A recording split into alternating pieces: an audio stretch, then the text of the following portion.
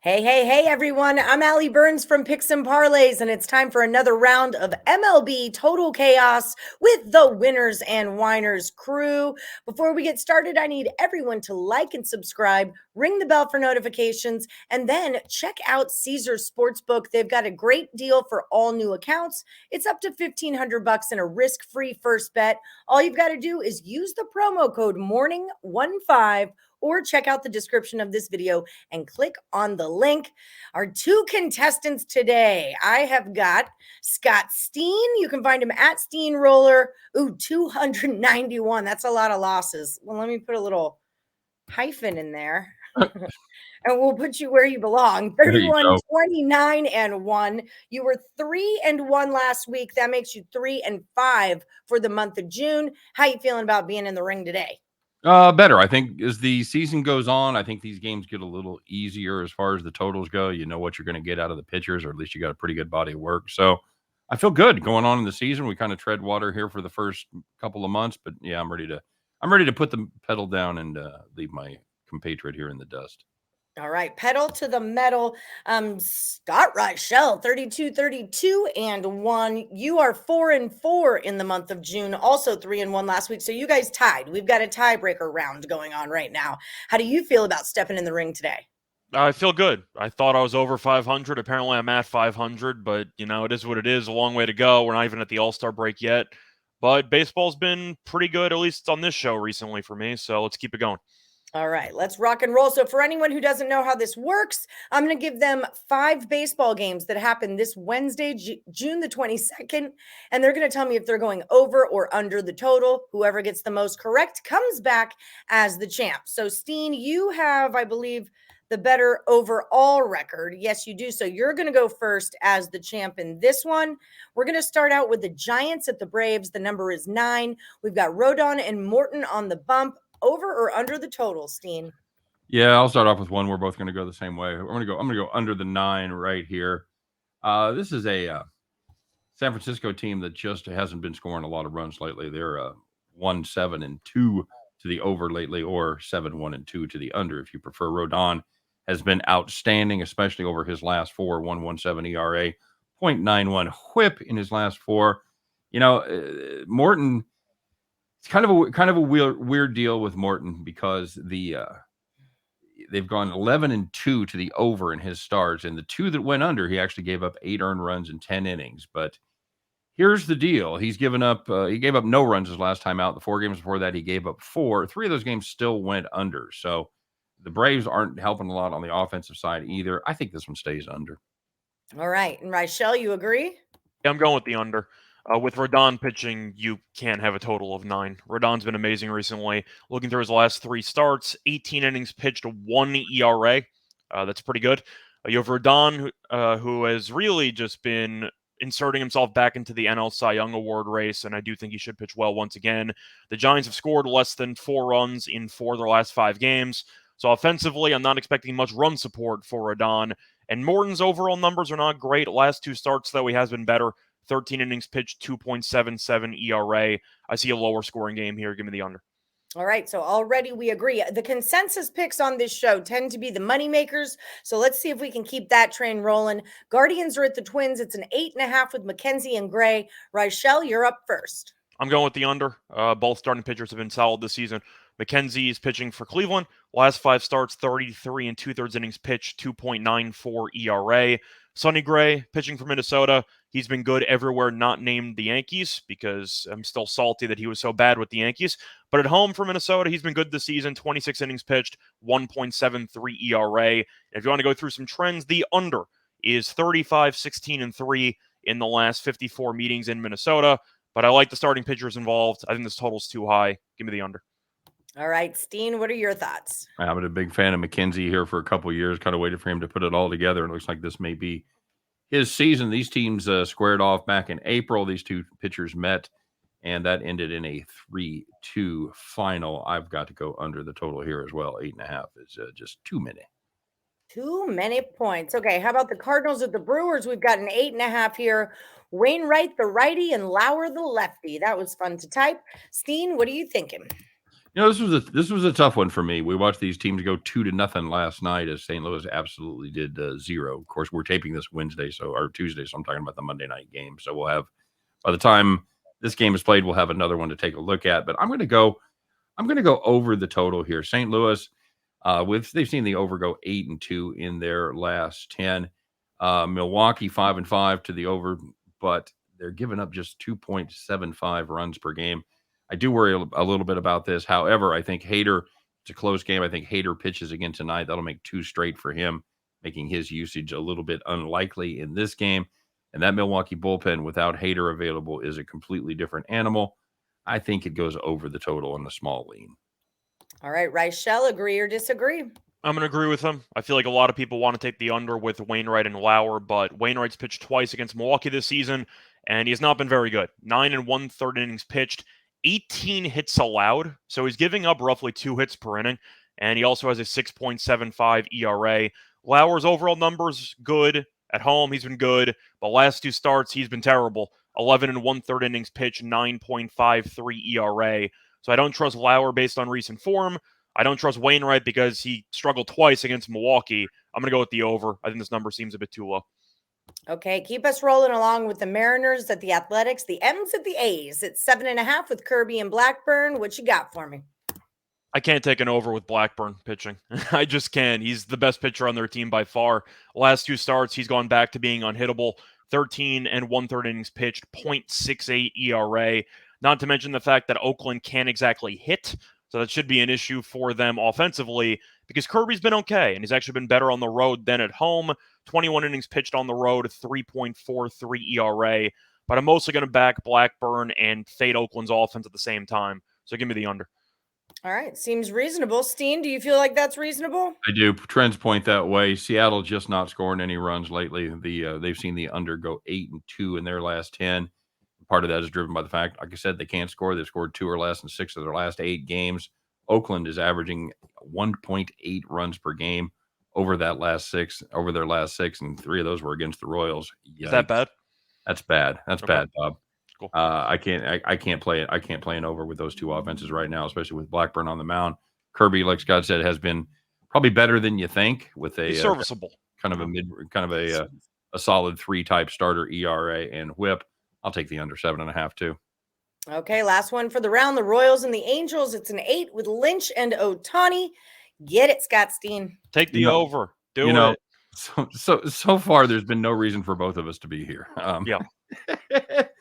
I hate this team so much. I hate them with a white hot passion, and the Royals too. No, Lynch is one of those pitchers in the Bubic. Lynch and Bubic have just been my kryptonite all season long. 5.09 ERA, 1.53 whip. However, he's seen the over under go 6-6 in his 12 starts. Kansas City, another team that can't score any runs. They have been on quite an under tear lately. They've seen the under go 7-2-1 in their last 10, including the last 6. Angels, they said hold my beer. They've seen the under go 8-2, including their last 4, 7 of their last 8. Neither one of these teams can score. Ohtani is certainly a much above average pitcher, and any kind of above average pitcher against the Royals turns into a Cy Young Award winner. I've got to play the under 8 here. I have no other option. All right, Reichel, what are your options? Yeah, one of us didn't have to show up today because I'm taking the under as well. Ohtani, we do a tiebreaker. Hold on. I know we are, but Ohtani has been good all season long. He's been especially good lately. Last 2 starts, 13 innings pitched, 0.69 ERA. Kansas City also averaging just 3.77 runs per game, which ranks 27th, and the under 6-2-1 in the last 9 meetings in LA. I know I didn't mention any stats again by Lynch. There's a reason for that. It's because the stats aren't very good. But if you want to talk about the actual blueprint for the under in this game, I think the Angels have to do basically all of the heavy lifting because I would not be surprised if the Royals failed to score more than 1 run over 6 or 7 innings against Ohtani. So with one team having to do basically everything, I'm going to take the under. Yeah, you want to take a little wild swing on a Kansas City Royals team total under 1.5 at a nice price. It wouldn't be a bad spot. It's only a 1.5? No, if you can find alternatives out there. Oh, okay. I was going to say, wow. Probably finding a plus. I'm assuming the team total there is going to be 3.5, probably 4.5, 3.5 for the total. 3.5, 4.5, yeah. I got to assume under 3.5 for the Royals would be like -1. What do you think, 25? 130. Yeah, maybe not that bad. Yeah, maybe No, maybe not that bad. I figured with Otani, you could expect a pretty decent minus there on the under. Yeah, I think you're going to pay. See, it's going to be juiced. It's going to be juiced under because I'm saying it's probably going to be minus 125, minus 130 to the under. Yeah, I don't think so because the total's 8, so that's 3.5, 4.5. But this game's going to be minus 180 or so probably. So you think it's 2.5? As far as the odds go, no, but it's going to be close. But they're not going to quite make it. In fact, it's minus 201 right now. I've got a price on this. So okay. I've got 208. So you're saying you might actually get Royals 2.5?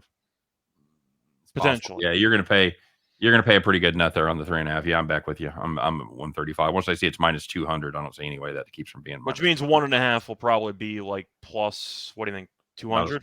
Yeah, not as much as you would want, but I still think it's a solid play. That's fair.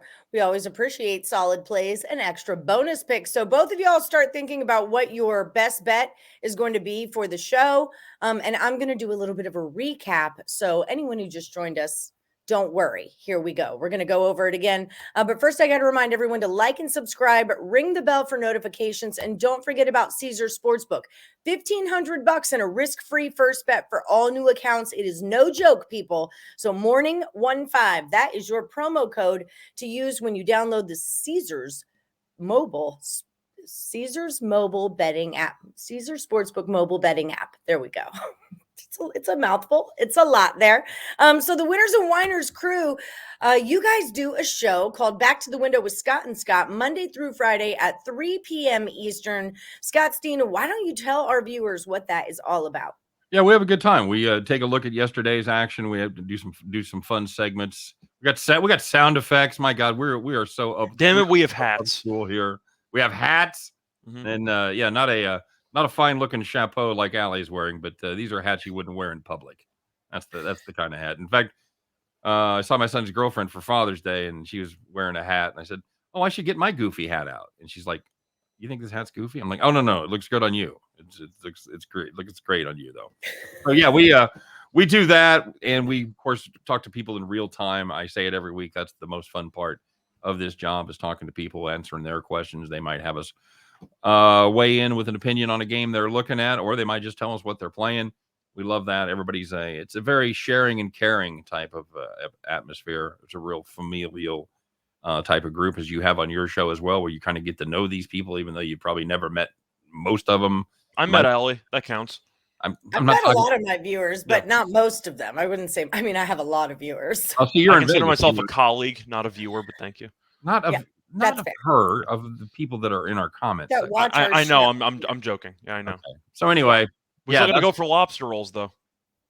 I'm so ready. We got to make that trip. I'm so ready to do that. It's kind of an inside joke. One of our one of the people in the comment section has a restaurant, and we promised to go up there for lobster rolls. Yeah, he opens. It's a seaside thing that he does up in Connecticut that he opens, for the season, and they just, of course, they're in mid swing right now, and every year he tells us, "You got a lobster roll with your name on it." We're going to put up like the Batman symbol, and we're just going to go over. That's kind of how it's going to go. It's going to be a lobster. Yeah, it's going to be a lobster. Yeah, we have a lot of fun. We do it 3 o'clock Eastern, Monday through Friday, and we have a very special guest every Friday. Most Fridays. Occasionally. Allie stops by about 3:30 or so. So yeah, it's a lot of fun. It's still her birth month.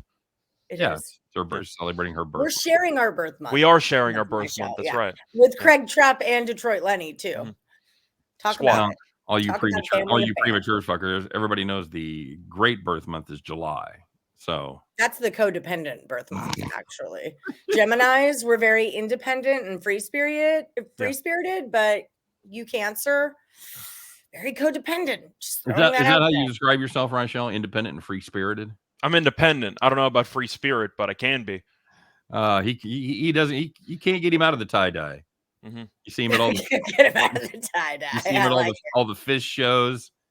I think I caught him Grateful Dead. Caught him at the Mo concert. I go way back with like Bill Walton, of course. Oh right, of course, yeah, of course. Yeah. So you can stop by and watch our show. Yeah, there you go.